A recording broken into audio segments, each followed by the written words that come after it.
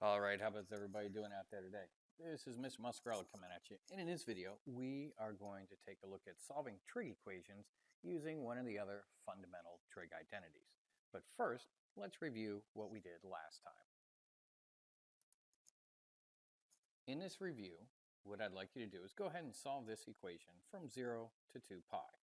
3 sine of theta equals 2 minus cos squared theta plus sine squared theta. And remember, the theta is by itself, so that's the angle. We're trying to figure out what angle makes this equation true. Go ahead and hit pause, work this out, and then let's come on back and see how you did. All right, so how'd you do?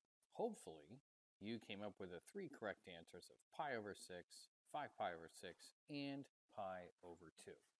In this particular problem, you have to make the substitution for cosine squared.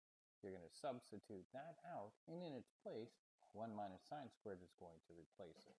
After we distribute the negative sign in line number 3, and then clean everything up, writing it in standard form, we'll end up with what we have in line number 4.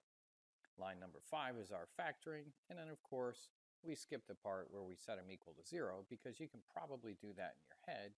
If you take 2 sine theta minus 1 and set that equal to 0, I'm sure you can come up with sine theta equals 1/2 on your own. Same thing with the other factor. So this is going to be a little bit of review. Now, the next trig identity that we're going to use is actually going to come from this very same Pythagorean identity, sine squared plus cosine squared equals 1. So in order to get that identity, I'm going to show you guys where it comes from. All right, so we're going to take a look at sine squared plus cos squared equals 1, and we're going to use this to derive one of our other 2 Pythagorean identities, Pythagorean theorem identities. All right, so if you divide everything by sine squared theta, you are going to get an equation that resembles this right here. Now, of course, you can take a look at sine squared over cos squared, or sine squared over sine squared. You know that's just going to be 1. Cosine squared over sine squared, and again, it kind of depends how you think about it. There's a lot of different ways. Some people go, oh, well, cosine over sine, that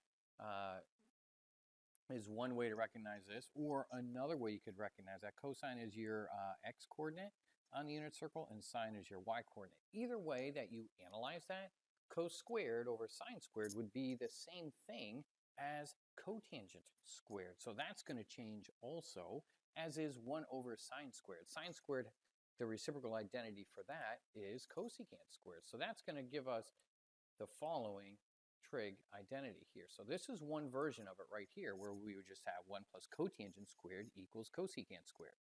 All right, so that is one version of this particular trig identity. Now, we could move some things around and solve that for cotangent squared. And another form, another version of this, or one of the other couple versions I'm going to show you, is just going to be this one right here. Cosecant squared minus 1 equals cotangent squared.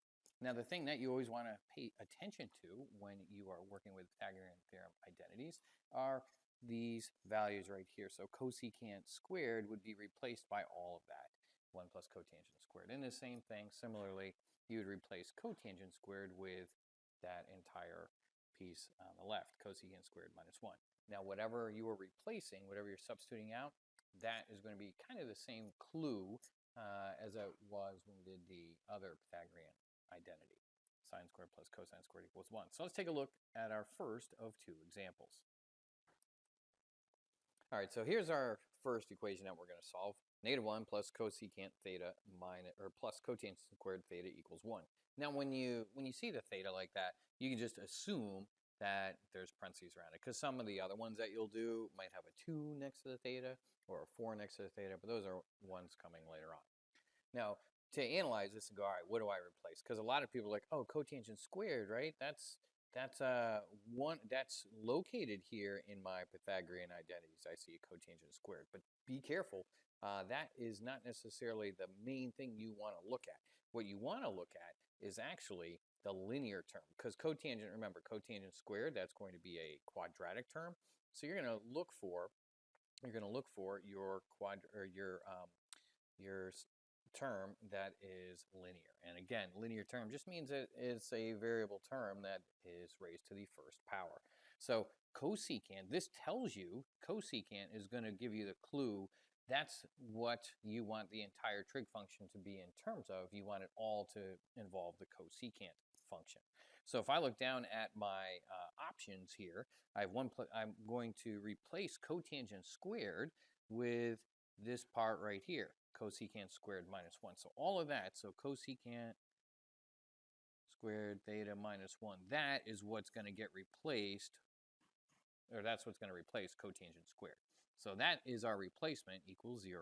And then we'll also have -1 plus, and then cosecant theta. All right, from here, we're just going to rewrite everything in standard form and kind of simplify a little bit. So that's going to give us cosecant squared theta. And then -1 plus another -1 is going to give us -2. So then we're going to have plus, and then cosecant theta minus 2 equals 0. Now factoring this, so now all of my trig components, they're all in the same trig function. I don't have a cosecant, I don't have a cotangent. I've got everything in terms of one trig function, in this case, cosecant. And this is really, really similar to, say, if you had x squared plus x minus 2. You know how to factor that. That would just be x plus 2 and x minus 1. So same idea with this factoring, only your factoring is going to involve cosecant. So we're going to have cosecant theta plus 2, and we're going to have cosecant theta minus 1. And don't forget to equal 0. Be sure you keep your equal 0. That's very critical because we're solving an equation. We're not just factoring. Two different skill sets, although you use one in this case to help you solve. So if I work with this, I'm going to say, all right, cosecant of theta is going to be -2, and cosecant of theta is going to be +1. From here, I'm going to take the reciprocal of both sides, because the reciprocal function of cosecant is sine. So that means I'm going to have sine of theta, and if I take the reciprocal of -2, I'll get -1/2. So on the unit circle, I got to find where sine, the y-coordinate, is -1/2. You could have also, if you know the unit circle pretty well, and you're like, oh, I just look for the cosecant, you could also look for where the sine is -1/2, and then flip that, and that'll give you the same spot, same location. Likewise, if you take the reciprocal of cosecant, you will have sine of theta, and then the reciprocal of 1, well, that's really nice, that's just 1. So let's first take a look at where the sine is -1/2. So -1/2, you know that's going to be, your y-coordinate is going to be negative here at this value, and then over here on the unit circle at 11 pi over 6. So both of those two for that part, so theta is going to be 7 pi over 6 and 11 pi over 6. So that's one, or those are two spots where theta is a 7 pi over 6 and 11 pi over 6. That would work for this one. Now your other spot, where is the sine value 1, where's your y-coordinate 1? Well, that's right up here at 90 degrees, or pi over 2. So you'd have theta equals pi over 2. So those would be your 3 solutions for this problem. All right, we've got one more example to do. And if you think you got it, that's cool. Then you can go ahead and do that example on your own. But if you want to do that together, let's go ahead and go. All right, so let's go ahead and take a look at our next example. Now again, we want to identify our linear term, which is cotangent. So that means I want all of my trig functions to be in terms of cotangent. So when I look at my trig identity, cosecant squared, that's what I need to solve for. So cosecant squared is going to get replaced with 1 plus cotangent squared.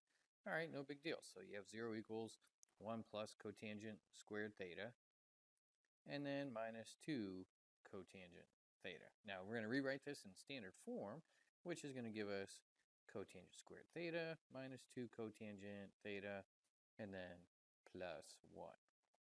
From here, all right, when you analyze this again, it's just kind of like a regular old factoring problem.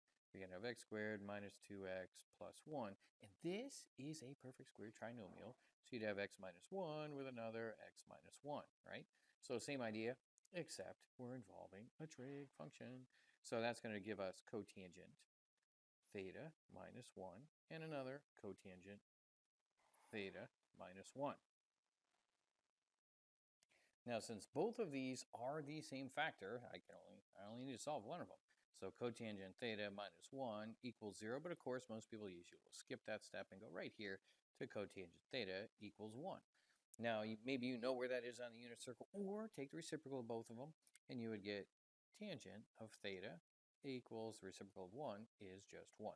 So now I got to look on the unit circle. Where does that happen? And that is at these two values right here, one being pi over 4 and the other being 5 pi over 4.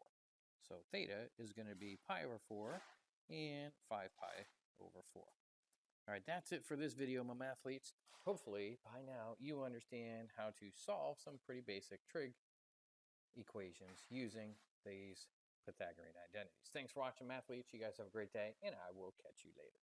Peace out.